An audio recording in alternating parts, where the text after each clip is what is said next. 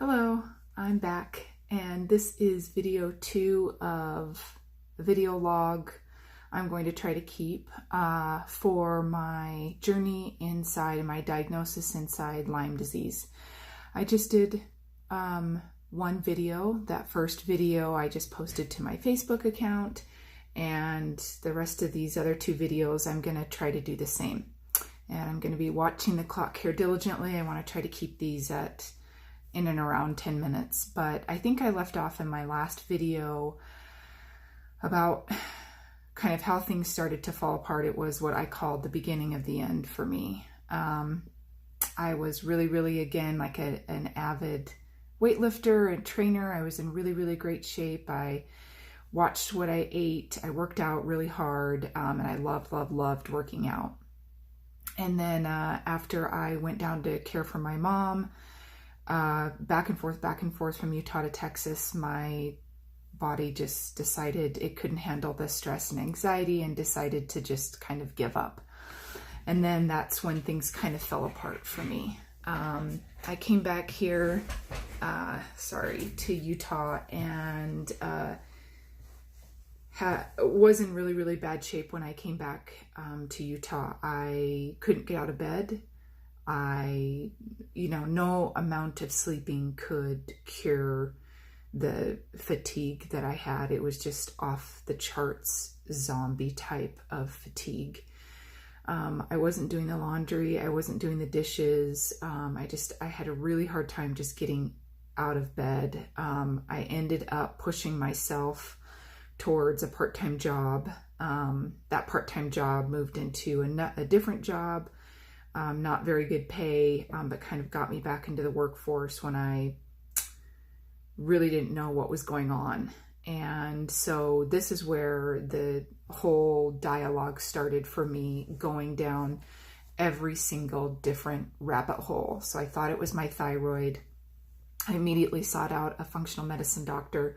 That functional medicine doctor told me that ran some blood tests and told me that I had Hashimoto's. I know that I have a family history, but I had never avoided dairy. I had never avoided wheat or corn or soy or all these things they tell you to do. This was all new to me. So over the course of the last couple of years, I've really struggled trying to give up some of these things, and have just decided it really does affect how I feel, and it really does affect my what they called thyroid perioxidase, or a TPO reading. It's a titer, and they test your antibodies. And the higher that you get, the worse off kind of you are, and more at risk for additional autoimmune diseases. So I've noticed if I continue to consume these things, the worse off I'm going to be, basically. So this is where I kind of started in my journey. So I went to go see, over the course of 2016 to 2019, I think I've seen in excess of anywhere from 8 to 10 doctors. I want to go pull out my supplement stack in the kitchen and just show you what these supplements look like. It's zinc, magnesium, calcium. It's a multivitamin. I've got all sorts of stuff in the pantry. I've got all sorts of probiotics.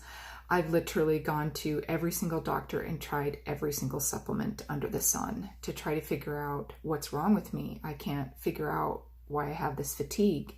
I can't figure out why I have such really bad brain fog. I can't figure out why I have such bad, debilitating headaches.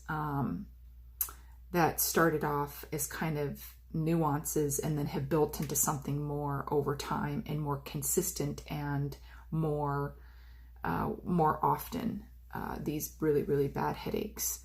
So back in 2016, I sought out, again, he was just a functional medicine doctor. I had been through 5 or 6 different doctors. The thyroid medication wasn't helping. I still felt like crap. Headaches, bad headaches, fatigue, joint pain, this brain fog, and the fatigue, I couldn't, what is going on? So I went in, I saw this functional medicine doctor. He tested me for some heavy metals, which came out not good. I was super toxic with a lot of heavy metals like aluminum. And then he did some other testing that came back not what we would call inconclusive, or it was kind of like a not really sure. The testing for Lyme is really, since it's not approved, thank God that there is testing out there for somebody, but I had what they call a cd57. That test is done, and the lower the amount out of, say, like 200 or 400 in this range, the higher you are in that range, the better off you are, and likely means that you do not have Lyme or any of its co-infections. The lower that you are, like, I think the scale starts at like 0 and goes all the way up to like 300 or 400. My test came back as 24. So at that point, I kind of thought, pretty sure this is it. Like, not really sure, but I thought this might be it. So there was another test, it's called a Western blot, that I also did, and that's the test that came back inconclusive. That was the test that really kind of threw me for a loop, because they are different bands, and along these different bands that they test, they tell you to go out and you have to Google and do all these things, and they also give a little diary, or kind of like a map, so to speak, a legend to a map down below that tells you, well, this band is this and this band is this, and you have to have 5 bands. But if you've ever had a Lyme vaccine, which I haven't, this was quite some time ago that they developed a Lyme vaccine. So what they do is they have to take that band out of it, because those people that had the Lyme vaccine obviously would be immune to that certain band inside this Lyme test. It's really complicated. The Lyme testing is, like I said, it's not a for sure thing. And so it was really confusing. And so at that point I thought, well, I don't know. Maybe I have it, maybe I don't. I don't remember getting bit. I don't, Mark never got bit. I don't think I couldn't believe that I would have Lyme disease. I mean, I don't ever remember getting bit by a tick or having the red rash and this big bullseye circle. So kind of fast forward after 2016, I kind of took that as, okay, well, I'm not really sure. The doctor said, well, you could or you couldn't have it. So there are going to have to be more tests that are done and more investigating that's going to have to be done. So I just thought, I spend a boatload of money doing these tests, and I'm just going to, keep plugging away. And since I didn't really know, I thought maybe in the back of my head that this could be it, but there was all sorts of cross reactions that could be happening. And I was diagnosed and misdiagnosed. I was diagnosed with mixed connective tissue disease. They call it MCTD. I was misdiagnosed with lupus. I was misdiagnosed with RA. I was misdiagnosed with a freaking heart murmur. I have gone back and forth to all these doctors saying, you don't have this. I mean, you're testing positive for an ANA, which is an anti-nuclear antibody, which is the single best test that you can do that tells you that you have an autoimmune disease. But I did not have MCTD. I don't have RA. I don't have lupus. I know I have Hashimoto's, and that there are symptoms that do come with that. But to this extent, that's probably likely not Hashimoto's. And how do I know that? Is because I have taken $10,000 worth of supplements over the course of 3 or 4 years now, and that's probably doubled over this time, including doctor visits and more supplements and more tests. And nothing has helped me to feel better. I still feel really fatigued. I still feel kind of, I mean, I know that I have Lyme now, but looking back on it, I wish I would have taken that test in 2016 and been more serious with it, because the minute that Lyme is diagnosed or has kind of come out in your body and you start having these symptoms, is when it starts attacking your body. So for 5 years now, I've had Lyme and its co-infections basically attacking my body, attacking my thyroid. It's in my brain. It's, I believe it's in my eyes.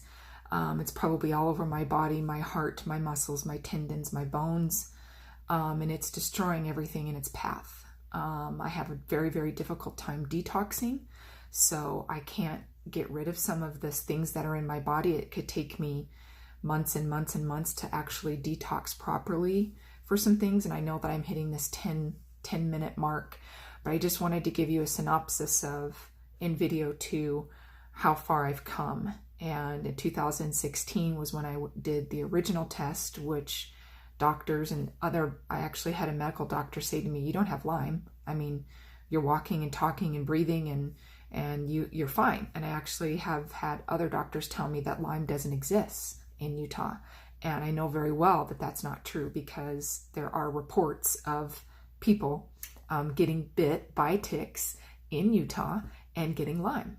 There are actual stories on the news. So that's like saying that ticks don't exist. And that's, for lack of a better word, a really asshole statement. And that is also a statement that's made for somebody that's uneducated and or just doesn't want to look at the literature or the science. So I'm here to tell you that it does exist. Whether or not I got bit here in Utah 5 years ago, maybe I got bit 10 years ago, maybe I got bit when I was a little kid running around in the yard and raking leaves over a neighbor's house. I don't know. I don't know how long I've had it. All I know is that it came out or was exposed and revealed itself back in 2014. So here I am 5 years later, finally have a true diagnosis. And so I'm going to break right now that we are almost to the 12-minute mark. This is video 2 of Mary Wong's journey in Lyme disease. And I wanted to share it with everybody, to educate everybody about what's been happening in my life, how it's affected my life. I haven't really gotten into that part. I'll get into that in my 3rd video when I actually talk about the tests that I did do, and talk to you about where I'm at right now and what the future looks like for me. So thanks for listening. This is video 2. Video 3 is going to be coming up shortly. Thanks.